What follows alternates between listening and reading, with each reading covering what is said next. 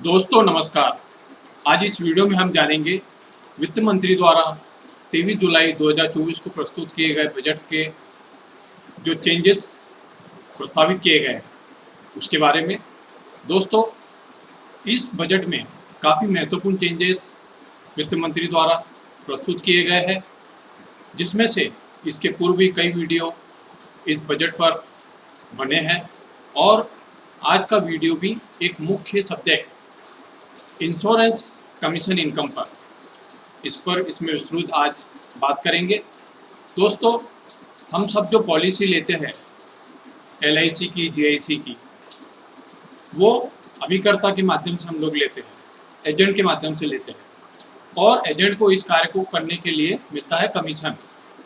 Insurance company उनको commission देती है, इनको जो इनकम होती है वो कमीशन के रूप में होती है। तो TDS जो चेंजेस इस बजट में प्रस्तुत किया गया है कि जब ये कमीशन इनको कंपनी देती है तो इस पर TDS काटकर इनको इनका कमीशन दिया जाता है। दोस्तों, इस TDS की दर को ही इस बजट में चेंज किया गया है। दोस्तों, इस वीडियो में हम आगे इस पर और बात करें उससे पहले अगर आप हमारे इस YouTube चैनल को और इस वीडियो को पहली बार देख रहे हैं तो नीचे जो घंटी का बेल आइकन का निशान दिख रहा है उसको दबाकर हमारे इस YouTube चैनल को सब्सक्राइब करें और साथ ही साथ नोटिफिकेशन बेल आइकन को भी दबाएं, जिससे कि वित्त से संबंधित जो भी चेंजेस होते हैं उसकी जानकारी आपको रेगुलर मिलती रहे। और इस वीडियो को लाइक भी करिएगा और ज़्यादा से ज़्यादा लोगों के साथ शेयर करिएगा।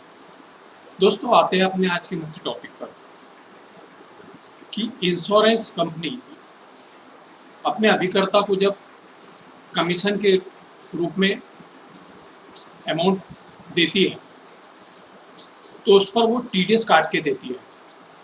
वित्त मंत्री द्वारा इस बजट में काफ़ी सारे महत्वपूर्ण चेंजेस किए गए हैं, जिसमें से एक चेंजेस ये भी है, ये अभिकर्ता इनके कमीशन पर कटे हुए TDS को वापस लेने के लिए या इनके इनकम पर जो टैक्स लगता है उसमें इसको सेटअप करते हैं, या फिर अगर टैक्स की स्थिति नहीं बनती है तो इसका ये आयकर रिटर्न भर के रिफंड लेते हैं। पहले भी इसमें TDS की जो रेट थी, दर थी, इसको चेंज किया गया था। एक बार पुनः इसको चेंज किया गया।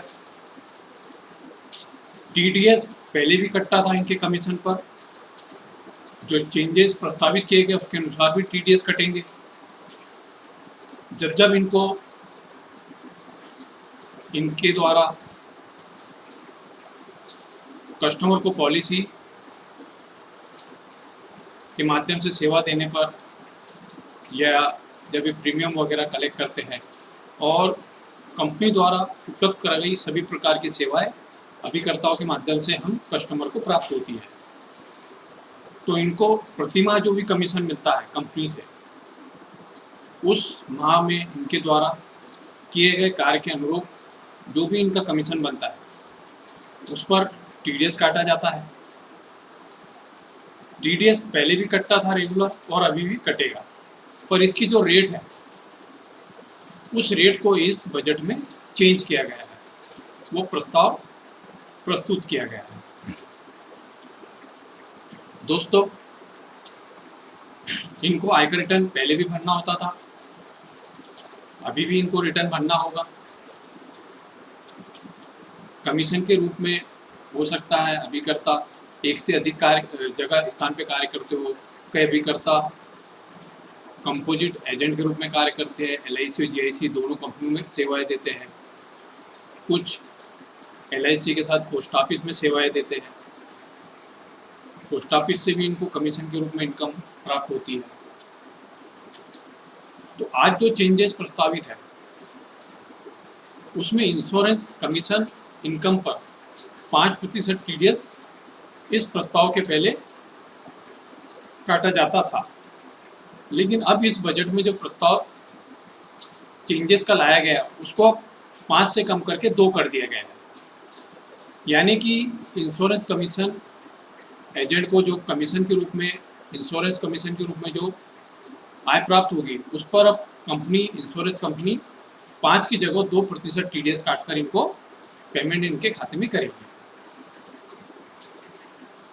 वित्त मंत्री द्वारा जो चेंजेस किए गए हैं, कुछ 23 जुलाई 2024 से ही लागू हो गए हैं, जैसे कि कैपिटल गेन के क्षेत्र में, short term long term profit होने की स्थिति में।